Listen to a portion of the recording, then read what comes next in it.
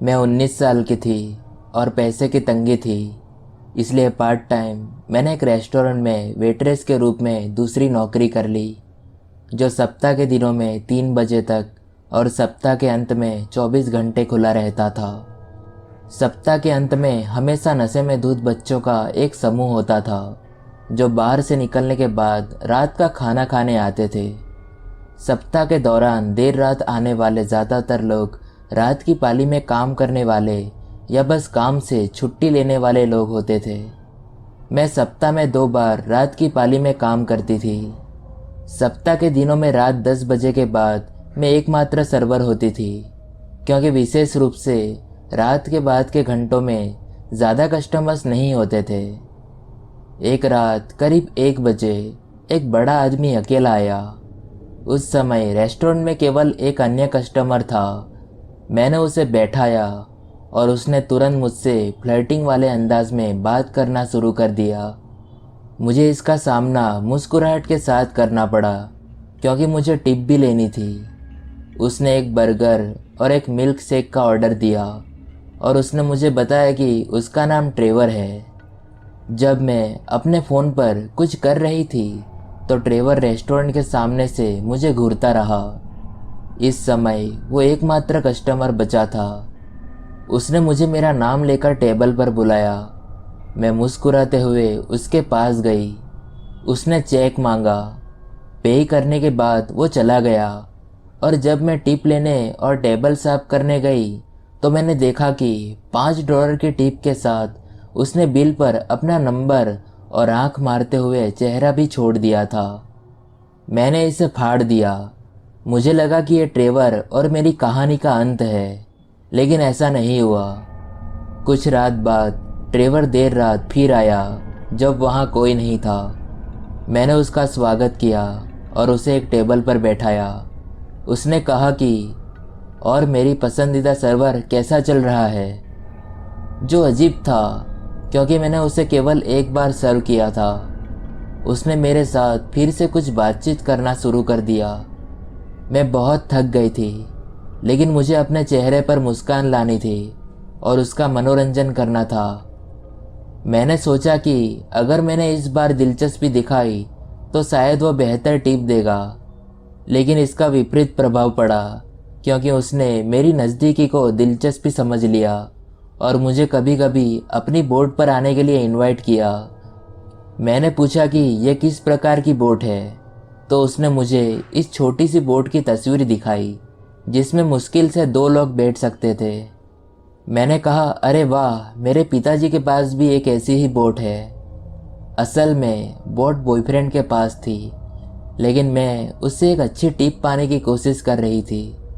उसने मेरा नंबर मांगा और मैंने उससे कहा कि मुझे कस्टमर्स को अपना नंबर देने की अनुमति नहीं है, मुझे नौकरी से निकाला जा सकता है, और वो सहमत हो गया। लेकिन उसके जाने के बाद उसने एक बार फिर अपना नंबर बिल पर छोड़ दिया और इस बार एक नोट के साथ कुछ लिखा था। उसमें लिखा था कि मुझे यकीन है कि तुम पिछली बार शर्मा रहे थे, इस बार शर्मा मत, तुम मुझे टेक्स्ट कर सकती हो, यह हमारा सीक्रेट ही रहेगा। उसने एक बार फिर आंख मारते हुए चेहरा भी छोड़ दिया था। उसने फिर केवल $5 की टिप दी।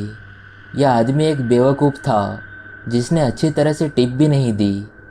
मुझे आशा थी कि मैं उसे दोबारा यहाँ नहीं देखूंगी, लेकिन अगर मैं ऐसा नहीं करती तो ये कहानी नहीं होती। वो अगले सप्ताह एक और रात आया जब मैं काम कर रही थी।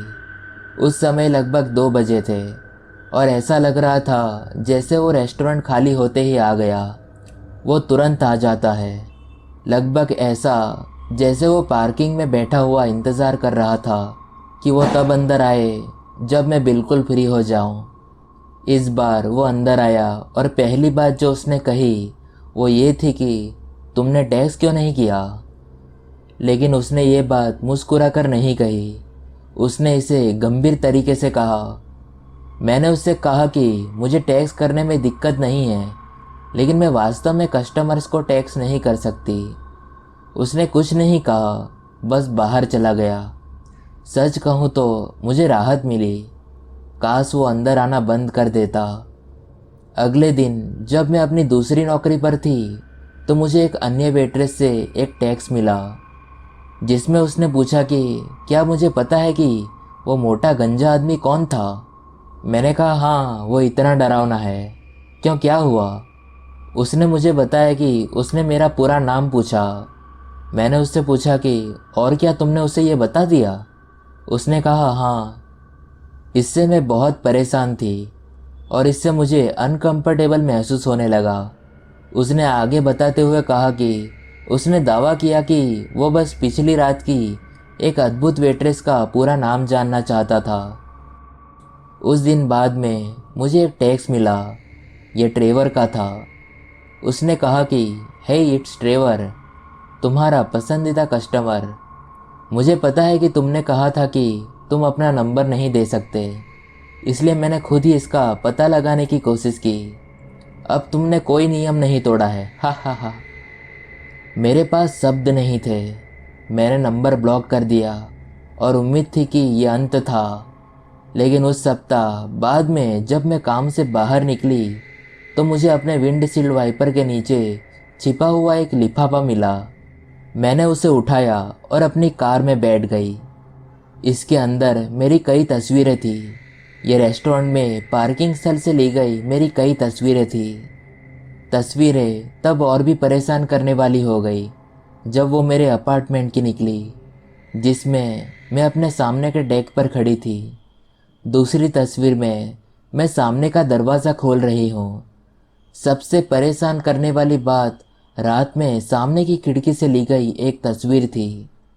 मैं इसकी रिपोर्ट करने के लिए तस्वीरों के साथ सीधे पुलिस स्टेशन गई। मैं उस रात अपने माता पिता के घर पर रही।